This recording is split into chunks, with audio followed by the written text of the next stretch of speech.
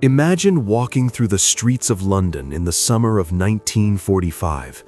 Flags draped across every window, church bells ringing in celebration, the air thick with relief. The war was finally over. Germany had surrendered, and Britain stood tall among the victors of humanity's deadliest conflict. Crowds packed Trafalgar Square, waving Union Jacks and cheering until their voices were hoarse. But behind the smiles, the laughter, and the confetti, there was a silence nobody wanted to face. The silence of empty coffers. Victory on the battlefield, yes, but defeat on the balance sheet. Britain had financed half the world before the war, yet by 1945 it was borrowing to feed its own people. Factories that had run day and night during wartime were exhausted, cities lay in ruins, and the treasury was bleeding. The empire, once a symbol of unshakable power, now staggered under mountains of debt.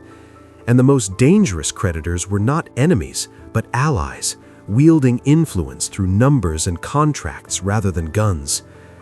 Before the war, London was the heart of global finance. The Sterling area was an economic ecosystem spanning continents, from Australia to India, Egypt to South Africa. Trade flowed in British pounds, capital moved like blood through imperial veins, and Britain could punch far above its size. But war changed everything. The Nazi threat forced Britain to spend money it did not have, at speeds history had never witnessed. Ships, tanks, planes, they all required funding. Survival came with a cost. Perhaps the most controversial financial maneuver of the war was the system of sterling balances. Britain needed supplies from India, food, uniforms, and ammunition, but didn't have the cash to pay.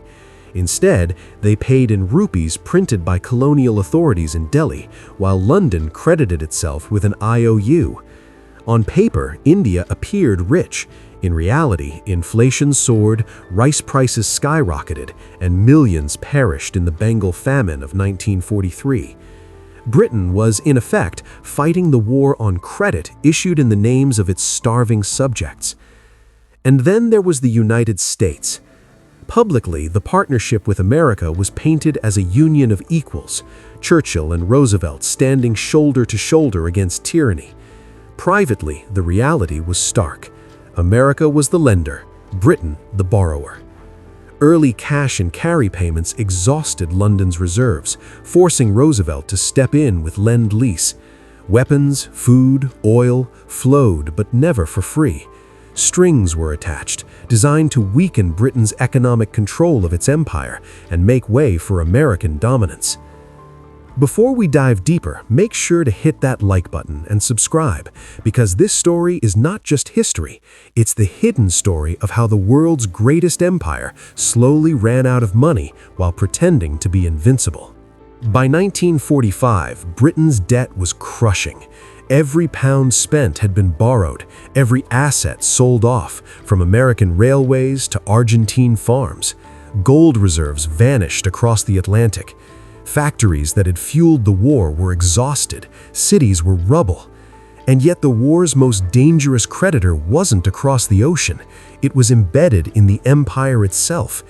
India, Africa, and other colonies had financed Britain's fight, and the debt would come due in ways that changed the world forever. The sterling balances system was clever, ruthless, and deadly. Britain treated its colonies like an internal bank. The money they earned was locked in London accounts, accruing interest for the empire's benefit, while their people suffered inflation, famine, and poverty. It was a quiet transfer of wealth under the guise of administration, leaving the colonies rich on paper and poor in reality. History textbooks often omit this chapter, but it was the financial thread unraveling the empire. Meanwhile, America's Lend-Lease program was a double-edged sword. Weapons, oil, and food kept Britain alive, but the contracts carried invisible chains. The U.S. demanded Britain dismantle its system of imperial preference, opening markets to American goods. The empire's economic walls were torn down from within. Every loan, every shipment, every handshake tightened the grip of creditors who understood a simple truth: whoever controls the money controls the empire.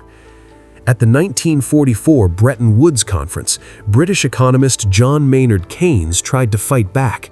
He proposed a new global currency, the Bancor, to protect debtor nations like Britain. On paper, it was brilliant, a way for Britain to survive without being shackled forever. But Harry Dexter White crushed it. America had the money, the leverage, and the vision of a post-war world ruled by the dollar. Britain had no choice.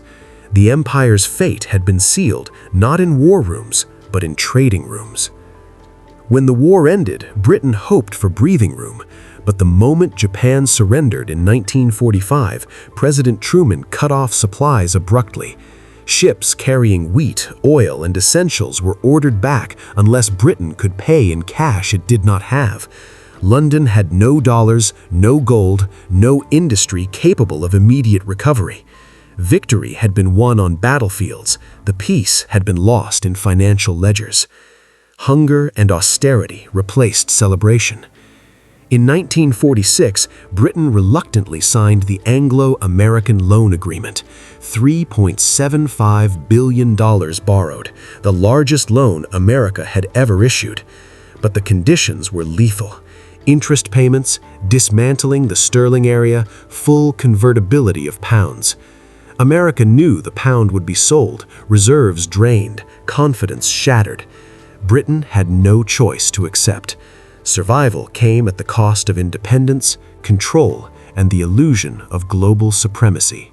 By 1947, Britain fulfilled its promise and made sterling convertible.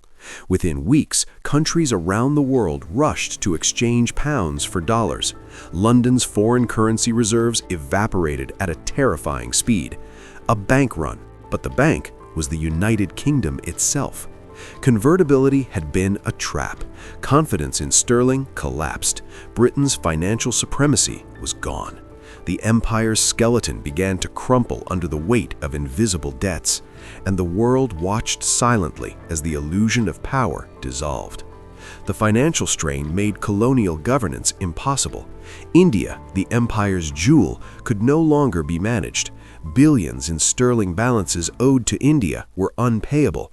Britain hastily withdrew in 1947. There was no careful transition, only chaos and violence. Partition brought massacres, displacement, and a generation scarred by the empire's mismanagement.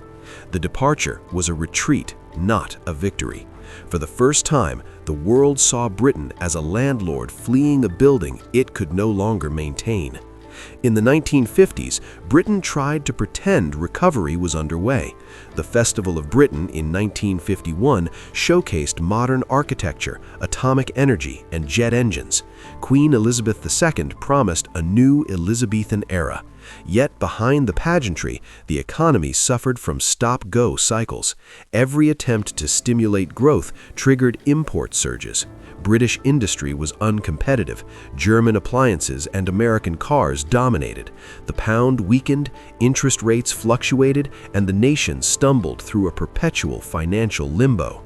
1956 marked a turning point. The Suez Canal, the empire's lifeline to Middle Eastern oil and Asian markets, was nationalized by Egypt's Nasser. Britain's Prime Minister Anthony Eden conspired with France and Israel to reclaim it militarily. Paratroopers secured objectives, yet the real battle occurred in financial markets. President Eisenhower threatened economic collapse. The pound plummeted, gold reserves drained, and Britain faced bankruptcy within days. Eden ordered withdrawal. The illusion of independent power died on those sandy banks. Military might mattered nothing when funded by foreign credit.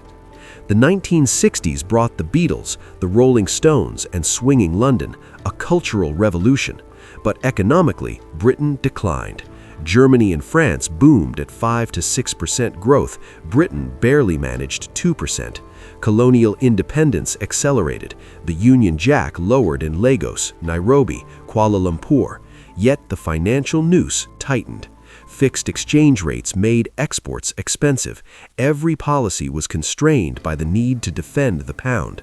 Pride prevented devaluation, but markets forced reality. Britain could no longer dictate terms in a world dominated by dollar power. Labour Prime Minister Harold Wilson, elected in 1964, fought a 3-year war to defend the pound at $2.80. Public spending was slashed, wages frozen, aircraft projects cancelled, taxes raised, borrowing increased. Speculators sold pounds by billions. In November 1967, Wilson had no choice but to devalue to $2.40. On live television, he insisted that the pound in your pocket has not been devalued, a lie the public immediately understood. Prices rose, living standards fell, and Britain realized their leaders were powerless and deceptive. The empire's financial dependency had reached its peak. The 1970s struck like a thunderbolt. The 1973 oil crisis hit Britain harder than any other nation. Inflation soared to 25%. Energy shortages paralyzed industry. Strikes erupted nationwide. Garbage piled up in the streets. The lights went out. Britain was labeled the sick man of Europe. The government printed money to pay wages. The deficit exploded. The country was caught in a storm of its own making, proving that victory in war meant nothing without financial resilience. By 1976, the crisis reached its peak. Britain ran out of cash to pay daily bills. Markets refused further loans. The pound collapsed below $2. Chancellor Denis Healey had no choice but to fly to the IMF, cap in hand, begging for a lifeline. The Mother of Parliaments humbled itself before international creditors. For the first time in modern history, Britain had to ask the world for permission to survive financially. Empire was gone, pride shattered, and independence a memory. British global influence faded. Former allies dictated policy. International finance, once commanded from London, now flowed from New York. Every political decision was constrained by foreign debt and market pressures. Britain could no longer project power freely. Military interventions required American consent. Former colonies now operated independently, while the pound's value dictated domestic policy. The empire had ended not with cannons or treaties, but with spreadsheets, debts, and economic subjugation. The British people gradually realized the truth. Leaders were powerless against global financial forces. Every television announcement about economic measures revealed not governance, but survival. Rationing, strikes, rising prices, and stagnant wages were daily reminders of lost power. Britain's proud history as a global lender became a cautionary tale. The mighty could fall without the means to sustain their influence. Despite economic decline, British cultural output flourished. Music, fashion, literature, and film made the world look to London for creativity. Yet beneath this glittering veneer lay a nation trapped by debt, inflation, and declining industrial capacity. Culture became Britain's soft power, compensating for the loss of hard economic and military influence. The contrast was stark, internationally admired for art, yet financially subjugated in reality. By the end of the 1970s, the lessons were clear. Military victories and colonial conquests cannot sustain a nation without sound finances. Debt, currency weakness, and foreign dependence